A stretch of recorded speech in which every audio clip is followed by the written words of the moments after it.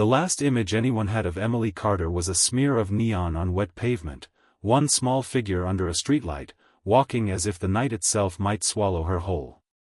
Emily was 29, a graduate student with ink-stained fingers and a laugh that arrived before she did. She lived in a narrow apartment above a bakery in the downtown district, where the mornings smelled like warm cinnamon and the evenings hummed with traffic and distant music. Her research, pages of careful notes about social behavior and trust, was spread across her kitchen table in tidy stacks, like she could organize the world if she just kept everything straight. That Friday, her friends insisted she take a break. 2 hours, her best friend Megan promised, looping an arm through Emily's. Then you can go back to being responsible.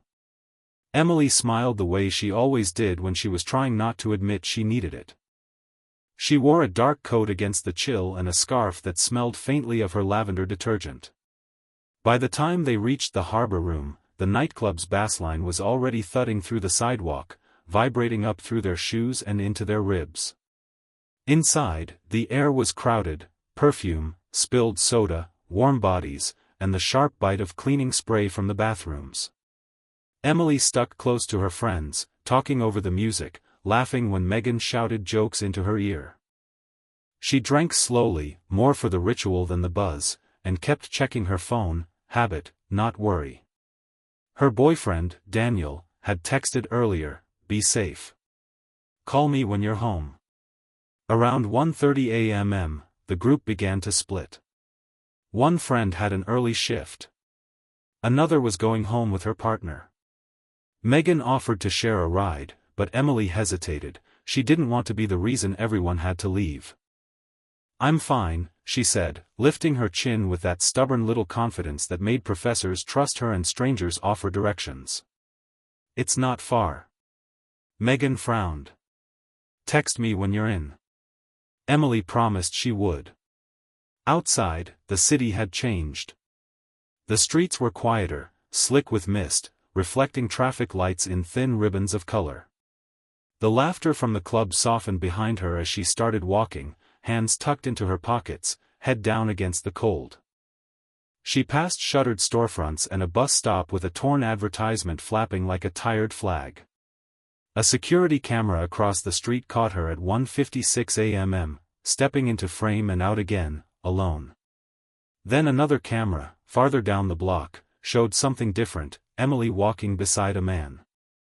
He was taller, moving close enough that their shoulders nearly touched.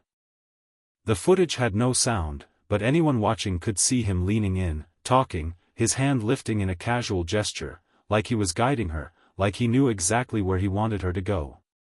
Emily's stride slowed. Her head turned slightly toward him, as if listening. And in those grainy seconds, blurred by drizzle and distance, the choice that followed would become the hinge on which everything broke. By morning, Daniel's phone would ring and ring with no answer. Megan would stare at her last message thread, empty after that final promise. And in Emily's apartment above the bakery, the lavender-clean sheets would remain untouched, the research pages still spread on the table, waiting for hands that would never come back to turn them. By mid-morning, worry had begun to harden into something sharper. Emily's phone went straight to voicemail. Her apartment door remained locked from the inside, her bed untouched, her toothbrush dry.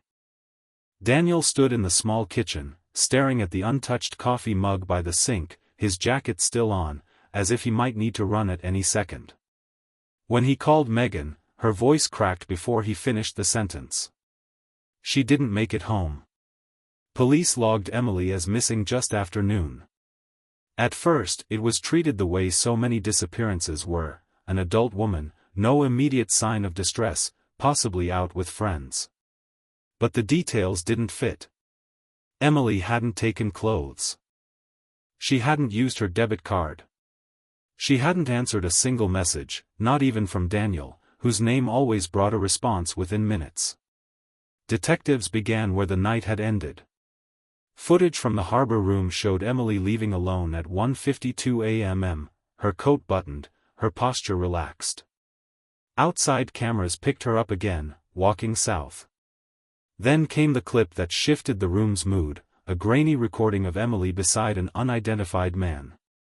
"Enhance that," one detective said quietly. The man's face was indistinct, but his build was clear. Broad shoulders. Dark jacket. Confident stride. He didn't appear rushed. He didn't appear aggressive. He looked like someone who belonged there, like someone who knew how to talk. Witnesses from the street remembered fragments. A woman walking her dog recalled a man and woman talking near a parked car. A taxi driver remembered seeing a couple arguing softly, no raised voices, nothing worth reporting at the time.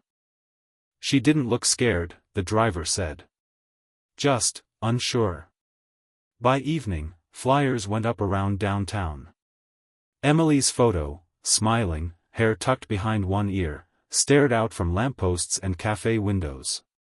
Volunteers formed search lines along the Riverwalk and through nearby parks, calling her name into the cold air.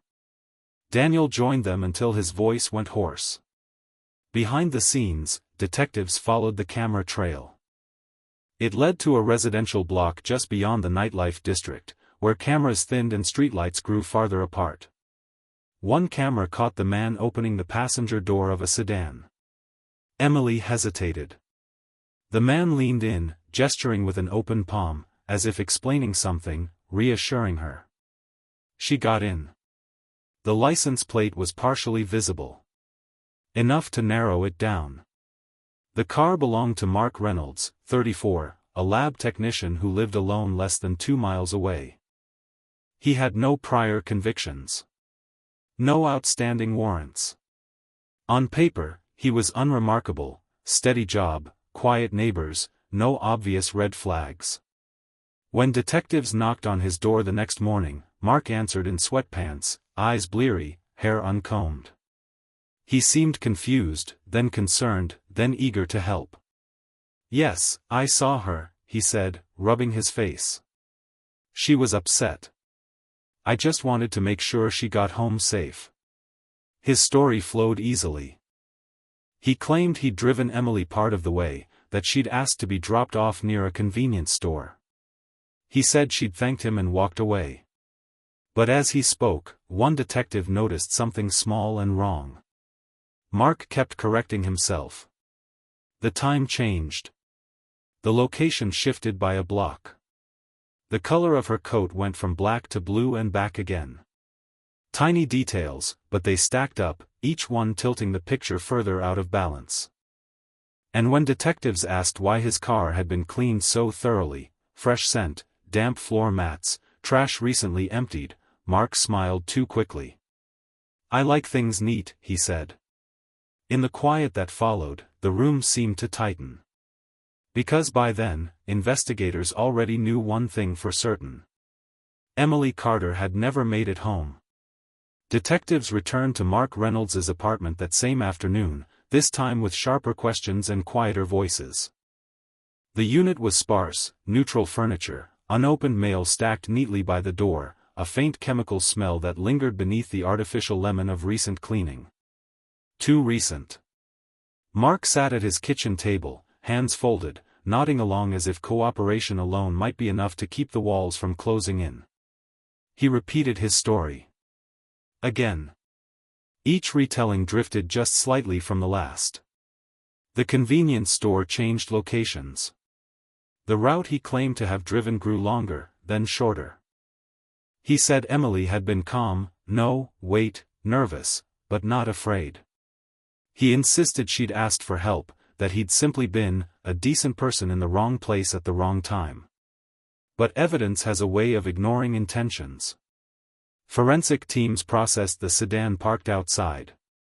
Though it looked spotless, traces remained, microscopic fibers embedded deep in the carpet, a faint smear beneath the passenger seat missed by hurried hands.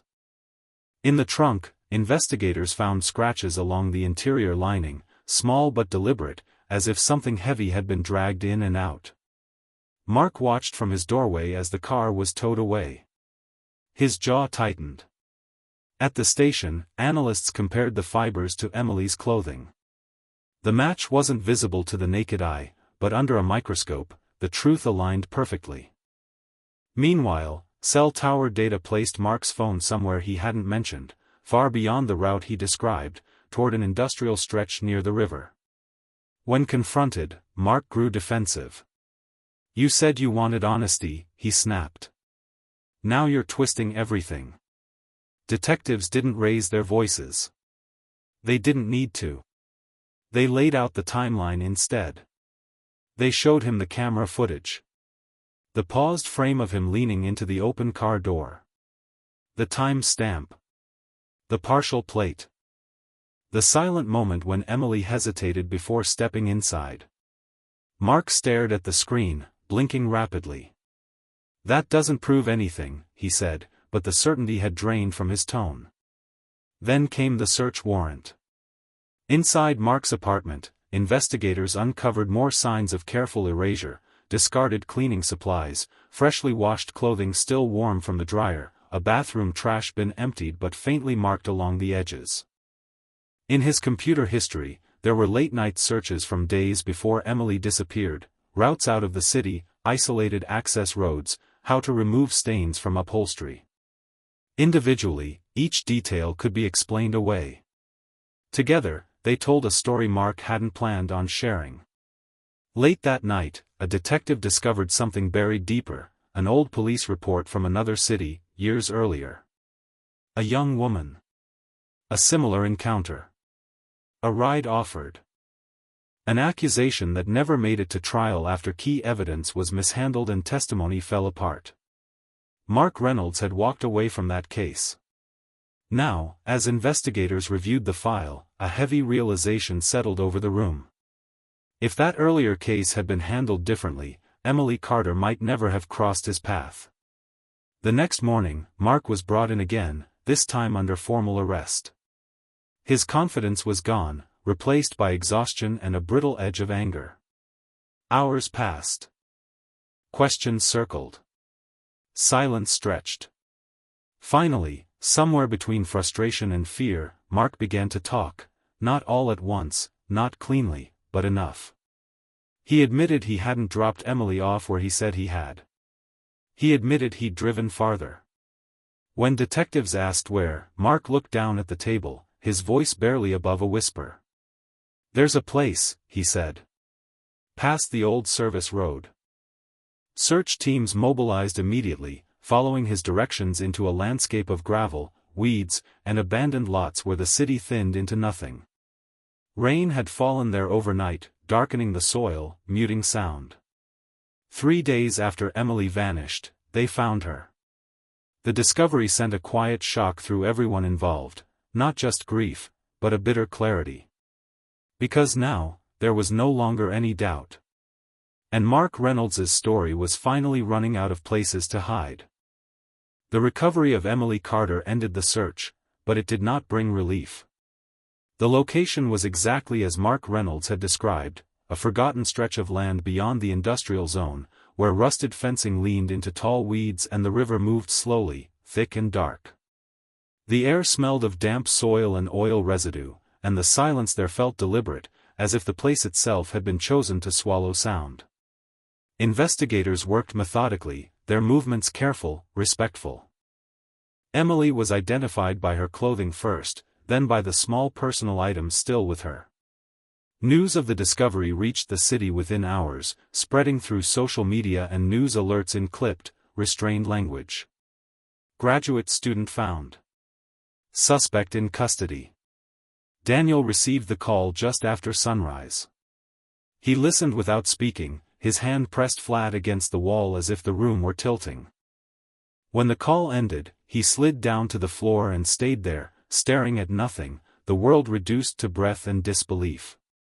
Mark, meanwhile, was returned to an interview room. This time, he didn't ask for water. He didn't argue.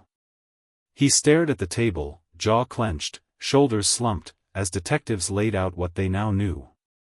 The evidence was no longer circumstantial. Physical traces linked Emily to his car. Digital records contradicted his movements. His own directions had led them straight to her. For hours, he said nothing. Then, slowly, he began to speak. He claimed it had gotten out of control. He said Emily had trusted him, that he hadn't planned for things to end the way they did. He described efforts to erase what had happened, not with remorse, but with the detached tone of someone explaining a failed project. He talked about cleaning, about thinking ahead, about how careful he believed he'd been. What he did not talk about was Emily herself. Not her voice. Not her fear. Not the moment she realized she was no longer safe. Detectives noted that absence. As his confession was documented, prosecutors reviewed his history more closely. The earlier accusation, long buried, was pulled into the light. The similarities were impossible to ignore. Another young woman. Another late night. Another offer framed as help. That case had unraveled due to lost records and procedural mistakes, leaving Mark free and unmonitored. Now, that failure sat at the center of everything. Emily's family arrived in the city 2 days later. Her mother clutched Emily's scarf, returned from evidence, pressing it to her face, breathing in the faint trace of laundry soap that still clung to it. Her father said very little, his grief contained in the way his hands shook when he signed paperwork. The community responded with vigils. Candles lined the sidewalk outside the harbor room, flickering beneath printed photos of Emily smiling at some unseen joke. Strangers stood shoulder to shoulder, bundled against the cold, united by a shared, wordless anger. Because it was no longer just about one life lost. It was about the knowledge that this had almost happened before. And that warning signs, missed, mishandled, ignored, had allowed a pattern to continue. As Mark was formally charged and held without bond, one truth settled heavily over everyone involved. Emily's story was no longer just a tragedy. It was an indictment of everything that had failed her long before that night ever began. The trial began under a heavy, watchful silence. By the time Mark Reynolds was led into the courtroom, the public gallery was full. Reporters filled the back rows. Students from Emily's university sat together, hands folded, eyes fixed forward. Her family occupied the front bench, a quiet island of grief surrounded by murmurs and shuffling feet. Mark did not look at them. The prosecution built its case slowly, deliberately, piece by piece. Surveillance footage was played first, the grainy images of Emily leaving the nightclub, then the moment she walked beside Mark under the streetlight. The prosecutor paused the video just before Emily stepped into the car. "This," she said calmly, "is the last moment Emily Carter is seen alive in public." Forensic analysts followed. They explained how fibers, though invisible to the eye, told stories no one could erase. How cleaning does not mean absence, only delay. How digital records quietly log truths even when people do not. Jurors listened as timelines tightened, routes aligned, and Mark's version of events collapsed under its own contradictions. When detectives took the stand, they described the interview room, the shifting stories, the precise directions Mark had given that led search teams straight to Emily. The courtroom remained still as they spoke, not out of courtesy, but out of weight. Then came the history. The earlier accusation was introduced carefully, within legal bounds, its presence unmistakable even in restraint. The prosecution did not argue coincidence. They did not need to. The pattern spoke for itself. The defense offered little in response. They suggested misinterpretation. They questioned procedure. They hinted at confusion and panic. But they could not explain the evidence away, and they could not give Emily her voice back. Mark chose not to testify. When the jury returned, it took less than 3 hours. Guilty. The word landed without drama, heavy and final. Emily's mother closed her eyes. Daniel lowered his head. No one spoke. At sentencing, Mark finally addressed the court. His words were brief, practiced, hollow. He apologized for the outcome, for the pain caused, never once saying Emily's name. The judge was unmoved. She spoke of responsibility. Of choices repeated, not mistaken. Of opportunities for intervention that had been lost. Then she imposed a life sentence, her voice steady as she explained that Mark would never again walk freely through the city he had once blended into so easily. As he was led away, Mark stared straight ahead. Behind him, a family held on to each other, knowing that justice, whatever shape it took, could never return what had been taken. Outside the courthouse, candles appeared again that night. Students stood in the cold, some crying openly, others silent. Emily's name was written in chalk on the pavement, surrounded by hearts, flowers, and messages from people who had never met her but felt the loss all the same. The trial was over. But the reckoning was not. Because as the headlines faded and the courtroom emptied, a harder question remained, one that no verdict could answer. What if someone had listened the first time? In the months after the sentencing, the city moved on in the way cities always do, noisy, impatient, relentless. The nightclub reopened. The streetlights were repaired. Foot traffic returned to the block where Emily Carter had last been seen, most passers-by unaware of the weight the pavement carried beneath their steps. But for those who knew her, time behaved differently. Emily's apartment was cleared slowly. Her books were boxed with care, her notes archived by her department, her unfinished research preserved in digital folders labeled with dates she would never reach. Professors spoke of her in lectures, careful to frame her brilliance without turning her into a symbol. Friends told stories about her laugh, her stubborn optimism, the way she always believed people were worth trusting, until proven otherwise. Daniel left the city. He said he needed air that didn't remind him of promises left unkept. On his last night, he walked past the bakery below Emily's old apartment. The lights were still on. The smell of cinnamon drifted into the street. For a moment, he stood there, hands in his pockets, and imagined her above him, pacing the kitchen floor, rehearsing arguments for a paper she would never defend. The university established a scholarship in Emily's name, awarded each year to a student researching violence prevention and social accountability. It was small, symbolic, but deliberate. A refusal to let her story end in silence. Behind prison walls, Mark Reynolds faded into anonymity. His name disappeared from headlines, then from conversations, then from public memory. That anonymity, some believed, was the truest form of justice he would ever receive. Yet the case left marks that could not be boxed or archived. Internal reviews exposed the failures of the earlier investigation, the misplaced files, the missed follow-ups, the moments when doubt had outweighed urgency. New policies were drafted.